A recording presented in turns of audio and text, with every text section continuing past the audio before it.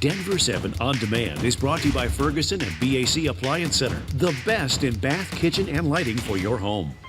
I'm Ann Trujillo with the latest from Denver 7. We are tracking the potential for strong storms along the Front Range and Eastern Plains. On the left, you can see video of heavy downpours in Fort Collins. We also spotted a lightning strike near Wellington. And lightning is one of the biggest dangers during severe weather season.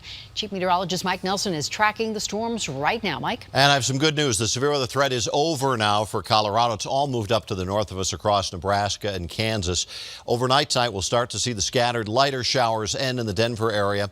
And by morning, actually Saturday, have mostly sunny skies, but it's not going to last long. The pattern has shifted now to a cooler and wetter pattern.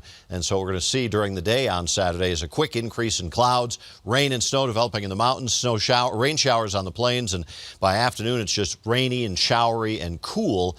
Lows tonight are going to be in the upper 30s to low 40s and 20s and 30s in the mountains, and highs tomorrow just in the 50s and 60s with 40s farther to the west. The 7-day forecast is showers and cooler Saturday and 62, Sunday 65, dry, Monday rainy and cool, Tuesday even worse, rain and snow, and it stays on the cool wet side at least through Wednesday of next week. This is the system that's going to move in Monday night into Tuesday, and it's going to bring 1 to 2 inches of liquid, and by Tuesday morning it's going to be wet, slushy snow, mountains, and even into the Denver metro area. Ann?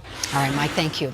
People living in a Broomfield neighborhood near the Orchard Shopping Center have been noticing a weird smell lately. They say it's coming from an oil and gas operation nearby, and they are worried about their health. Denver 7's Megan Lopez shows us how they plan to fix the problem. We are in North Star Estates. Barbara Binder has lived in the same house for more than 20 years. We moved in here in '96. We were looking for a property. A house that was. This was supposed to be our forever home, our retirement home. But that dream changed in 2017 when a new neighbor moved in. Just a half a mile away from her home, a drilling pad that will eventually hold more than a dozen wells. Last month, they started drilling at the interchange pads. And that's when Barbara and others from the interchange B pad, I live approximately a half a mile, started noticing a smell. It's a variety of odors. Once I smelled acetone. They say it's not the smell they're worried about, but what's causing it. It is impacting our health. Many of us are lung compromised. I have asthma. Many of my neighbors have asthma. So they filed complaints with the city of Broomfield and the Colorado Oil and Gas Conservation Commission. I think that the biggest concern that we're hearing is people don't know what they're breathing. Councilman Kevin Krieger says he too is worried. We don't know exactly how dangerous it is. According to documents, a COGCC inspector came out Tuesday to look for that odor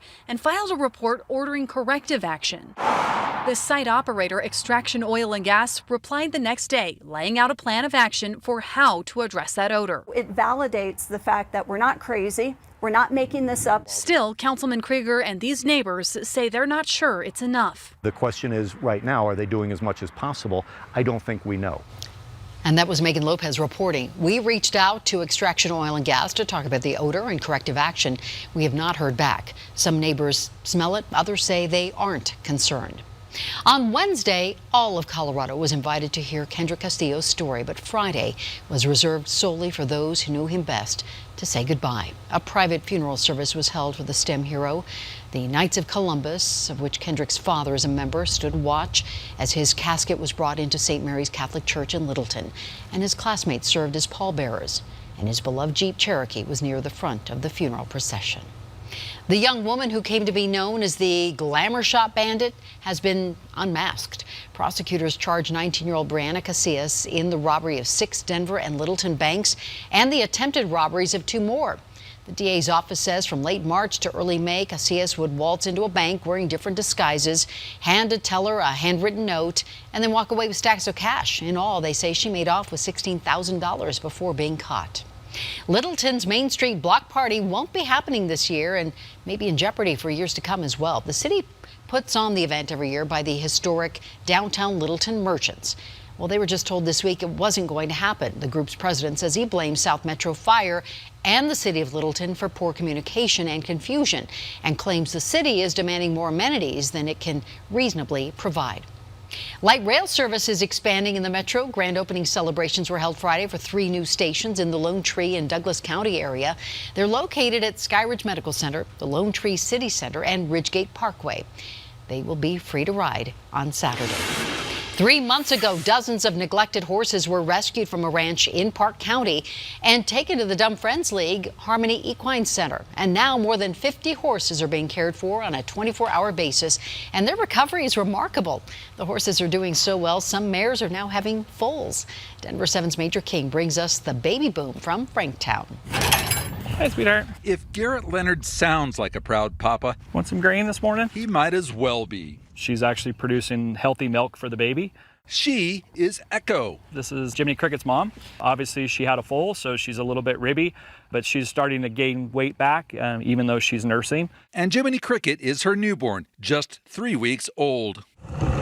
Well, he's doing considerably better. The birth is the first from horses rescued from neglect in February from a Park County case still pending. In this particular case, the owners ended up surrendering the horses. So we have adopted 10 of them so far. Leonard believes 8 more mares are healthier, happier, and pregnant, due any day now. It's kind of our birthing pen and then our little maternity ward that they all get to play around in. The Dumb Friends League Harmony Equine Center took in 344 horses just in the last year. That's a lot of horses. Some are neglect cases like this Big Bay mare that led to the recent birth of Maybelle.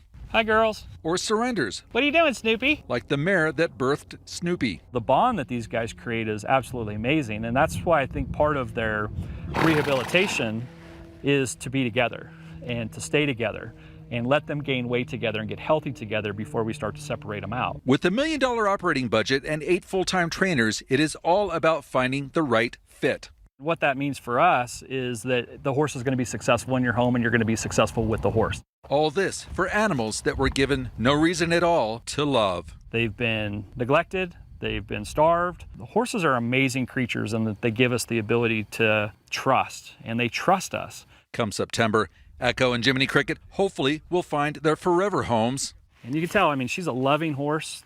She's not mad at the world. She was just dealt a bad hand. I think we'll be successful with all of these horses. With their proper training, I think they all have the capacity to find a good, loving home. In Douglas County, Major King. Except for when you do that. Denver 7. Yeah, they are beautiful. The horses rescued from the Park County Ranch are not listed for adoption on the Dumb Friend League's website. If you are wanting to know more about the adoption process, you can contact the rescue directly. We have put a link on thedenverchannel.com. This has been your Denver 7 On-Demand Update. Thank you for joining us, and check back here later tonight for another update, and download the Denver 7 app for breaking news and alerts. I'm Ann Trujillo.